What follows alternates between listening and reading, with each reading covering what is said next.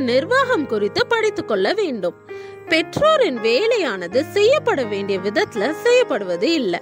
பெற்றோர்களே, உங்கள் குடும்ப நிர்வாகத்தை எப்படி நடத்தணும் என்பதையும், பிள்ளைகளின் விருப்பங்களையும் உணர்ச்சிகளையும் எப்படி சரியா வழி நடத்தணும் என்பதை பற்றியும் படிச்சு வச்சிருக்கீங்களா? படரும் செடியானது பெரிய மரத்தை இறுக சுற்றி விடுது. அதே போல உங்கள் பிள்ளைகள் தேவனை இறுக சுற்றி கொள்ள சொல்லிக் கொடுங்க.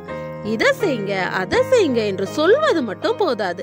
நம்ம சொன்னதை நம்மளே மறந்து விடாம பிள்ளைகள் அதை செய்யறாங்களான்னு கவனிக்கணும். இல்லைன்னா நம்ம சொன்னதை செய்ய பிள்ளைகள் தவறிடுவாங்க. மகிழ்ச்சியோட உங்க கட்டளைகளுக்கு கீழ்ப்படிய வழிய ஆயத்தப்படுத்துங்க.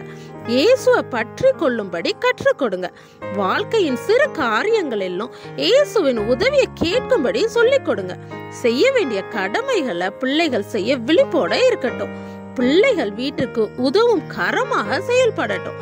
நீங்க நல்லவைகளை அவங்களுக்கு கற்றுக் கொடுக்கலன்னா சாத்தான் தீயவைகளை கற்றுக் கொடுத்து விடுவான். கதிர்களின் இடையே கலைகளை இருதயத்துல நட சாத்தான் தருணத்தை எதிர்பார்த்து கொண்டே இருக்கிறான்.